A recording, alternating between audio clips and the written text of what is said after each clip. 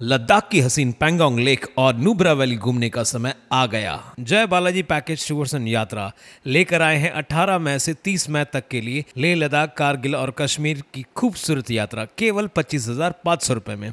इस package में train tickets, 9 दिन के लिए फैमिली डिलक्स रूम, 9 दिन के लिए ब्रेकफास्ट और डिनर वेज नॉन वेज और साइट सीइंग के लिए 14 सीटर टेम्पो ट्रेवलर दिया जाएगा। तो देर किस बात की, आज ही संपर्क करें जय बालाजी पैकेज टूर्स एंड यात्रा। उल्लासनगर मनपा में हो रहे करोड़ों के भ्रष्टाचार के विषय पर एक बार फिर बवाल मच गया है। पहले भाजपा, अब आरपीआई ने पत्रकार परिषद कर हंगामा मचा दिया है। भ्रष्टाचार के मुद्दे पर आरपीआई ने फ्रंट फुट पर आते हुए मंगलवार शाम मनपा भवन के पीछे विराट अंबे में पत्रकार परिषद की। यहां आरपीआई अठवले गुट अध्यक्ष भगवान भालेराव, युवा अध्यक्ष कमल उजैनवाल, भाजपा युवा अध्यक्ष राकेश पाठक, एडवोकेट मनीष इंगोरानी, कपिल अटसूल, फूलचंद यादव आदि मौजूद थे। या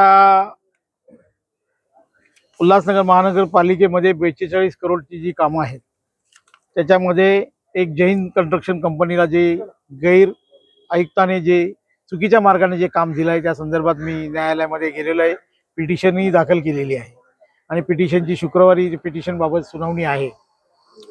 त्या संदर्भामध्ये मग तो कोणार्क कंपनीचा वॉटर सप्लायचा विषय असेल, तुमच्या ईगल कंपनीचा ड्रेनेजच्या सिस्टमचा विषय असेल आणि उल्हासनगर महानगरपालिकेमध्ये मागच्या दाराने जी 10-10 लाखाची कामं होतात त्या संदर्भातला विषय असेल।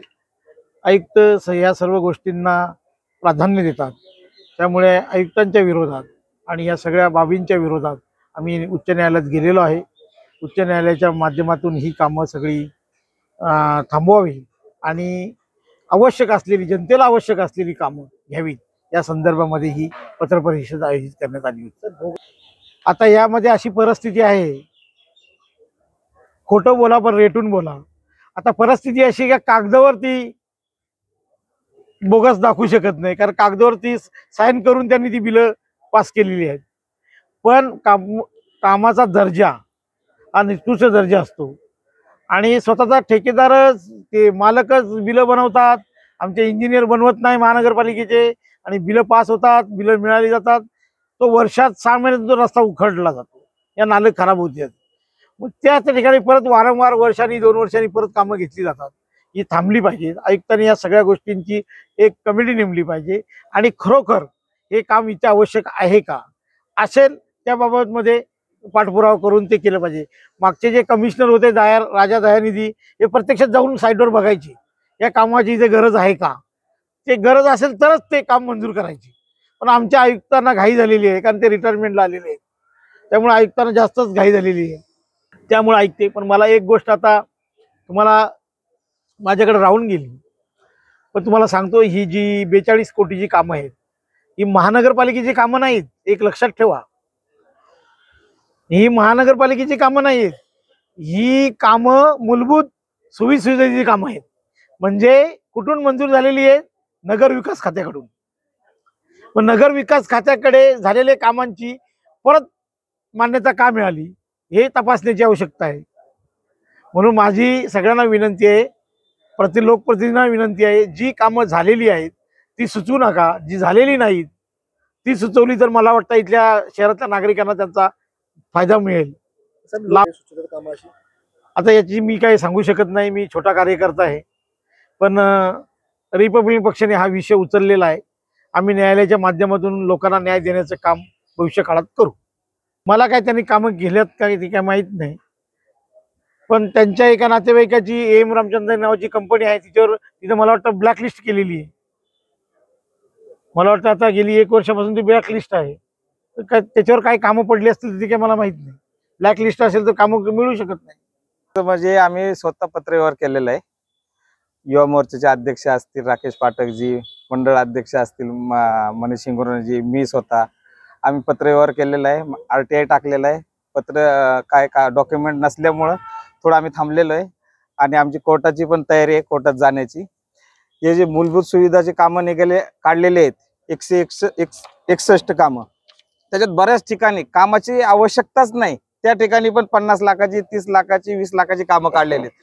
बोगस विकास कामाच्या नावाने निविदा काढलेली आहेत। भरपूर आहे, मी वाचून दाखवलं ना तुम्हाला माझ्या प्रभाग क्रमांक 4 मध्ये पण 50 लाखाचं काम. उल्हासनगर महानगरपालिका क्षेत्रातील प्रभाग क्रमांक 4 रामराव गीते यांच्या घरापासून राजू पडवळकर यांच्या घरापर्यंत सीसी रस्त्याचे तयार करण्यात आलेले काम 50 लाख ही निविदा काढली. तिथं आवश्यकताच नाही कामाची. असे आम्ही गेलेलो आहे, पाहणी केलेले, तिथं आवश्यकताच नाही कामाची. करोडो रुपयाचा घोटाळा आहे. भ्रष्टाचाराचा आरोप नाही, भ्रष्टाचाराचा उजागरच भारतीय जनता पार्टीने केलेला आहे आणि भारतीय जनता पार्टी एकदम ताकदीने या भ्रष्टाचाराच्या विरोधात आहे. अरे आम्ही नेते म्हणजे पार्टीचेच पदाधिकारी आहे ना, युवा मोर्चाचे अध्यक्ष आहे, एससी मोर्चाचे अध्यक्ष आहे, मंडळ अध्यक्ष आहे. ते पत्र अजून आम्हाला मिळालं नाही अजून पत्र तसं. आणि तसा काही विषय पण नाही. सर आपसे जानना चाहेंगे भ्रष्टाचार के सत्ताधारी रहे विपक्ष रहते, हम शहर के एक जागरूक नागरिक है और इस शहर में जो हो रहा है घोटाला, ये शहर वासियों का घोटाला हम होने नहीं देंगे.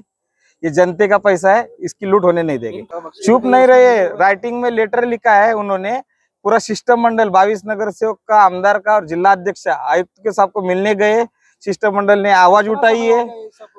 आयुक्त क्यों शांत बैठे? आयुक्त साहब को अभी पत्र व्यवहार करके हम थक गए. अभी इसके अलावा कोर्ट में गए और नहीं सुना तो आंदोलन चढेल. पारदर्शकतेसाठीच आम्ही हा घोटाळ्याचा उघडकीस करण्यासाठी आम्ही पत्रकार परिषद घेतलेली आहे.